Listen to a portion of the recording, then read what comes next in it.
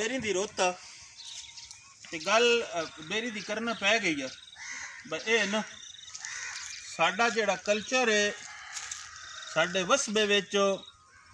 Berry दा बड़ा ना चौखा सारा हिस्सा इदी गल जरूर करने ब कणक तो होंदी पई है कल उस तो पहले तो डेलियां बेरी नाल ही गुजारा हुंदा ही जट्टां दा। ते ये ना सवादी जियां गल्लां इत्थों सुनानियां जतकां बेर चुनन वेना ना कुछ होंदे आन पैरां दे त्रिखड़े कुछ मठेरड़े होंदे आन।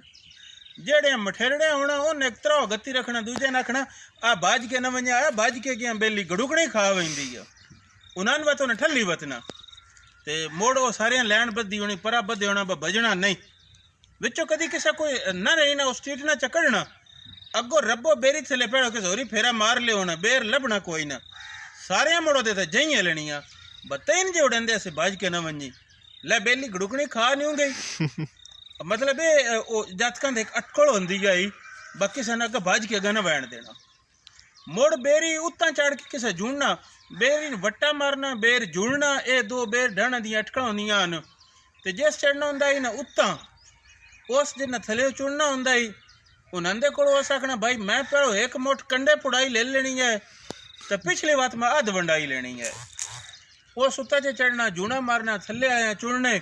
उस मुठ भरनी मैं ये लेनी है मुठ कंडे पुड़ाई तो पिछले वंडदे हाँ वो चुड़ने वाले जरा मुठ उस भी भर लेनी उस आखना तू कहीं दी लेंदा पे उस आखना मैं लक नेवाई नहीं लेनी वो उस अपने वखरे कर लेने पिछले जेड़े वो उन्हें चुड़ने उन्हें करने ते होर मुड़ साडे वसबे ता बेरी दियां बड़ियां चौखियां सारियां बड़ियां ढेर सारियां गल्लां हैं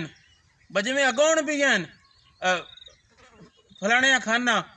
हाथ विच सावे बेर होनी तो मोहरी मामे मोढे खड़े मसेर होनी होर बेर जेड़ी है इहदे च जट चुनदे आन समेंदे आन वत सुका के बुगड़ियां बनेंदे आन उन्हां दे कुन्ने भर लेने मोड़े डीमां नाल डाणे जुणियां नाल डाणे ते अगो जुणे का भी बात है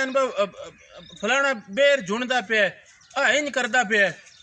ये जुणे दियां बड़ियां ढेर सारियां गल्लां।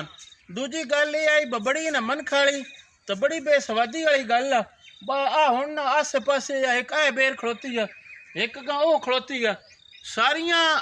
बेरुटड़ियां हैं बेर कोई नहीं रह गई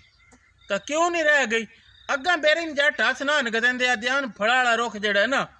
ये नहीं वंजना होंदा हुण कणकां आईयां बेरी थले 1.5 मरला कणका दा वंजा पदा जट हुण बेर वड़ छड्डदे आधे नो थले कणक वंजा पदी आ वो 1.5 टोपे कणका दे काणो 6 मन जेड़े बेर लांदे आन वो जाया कर छड्डन। मुड़ जेड़ी हुण मैं गल करूं से बड़ी सवादी गल बेर जेड़ा हुंदा ही ना ये सारे वसबे दा साझा रुख हुंदा ही इधे तो वंड कब्जा कोई नहीं हुंदा ए बड़ी सवादी गल आ जिवें ये मैं उथों गल समझावां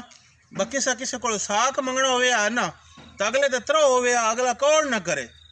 तो उन्हें आखना पक्की खड़ी बेरी न हर किसा वट्टा मार लेना होंदा है तो मैं भी यह गल करूँ सो उन दसना बतेरे को साख है तो मैं मंगना तो मिसाल बेरी दी देनी बेर जड़ी होंदी है तो किसा दा कब्जा कोई नहीं होंदा ये सारे जान दी ते सारे वसबे दी ये साझी होंदी है ते मोड़ अगो नाल जट्टां दी एक निशानी होंदी है आद्यान बेरी बेर ते कणकां ढेर जिस साल बेरी ते बेर चौखे होना जाटा ध्यान ब कणकां ढेर होंदियां मोड़ा पिछे घूगी बुलेंदी पई है घू घू घू करदी पई है 2 घूगी होंदियां एक होर निक्की घूगी होंदी है ओडी जाटा ध्यान वो गल करदी जेड़ी बोलदी है ना वो आदि है बेटा कुछ कुचड़ी बेटा मार वंजाया बेटा हाथ ना आया इस गल्ला तो भी वो बेरां दी गल आई तुहानूं वध सुणाई सकिया ते ये जट्टां दे गुजारे होंदे आन बेर चुनने मुड़ बेर सुका के बुगड़ियां बना लेनियां सारा साल वो खाने ते ये बेरां दियां दिहाड़ियां दे विच मुड़ जटकां दियां रौनकां होणियां परे बद्धे होने बेरी जुड़नियां वट्टे डीम मारने थले डाहने वो चुनने वंडने खाने बड़ियां रौनकां होंदियां बड़े शुगल होंदे आन पर बड़ा अफसोस है बस साडे वसबे विचों ये रुख भी वहिंदा पिया है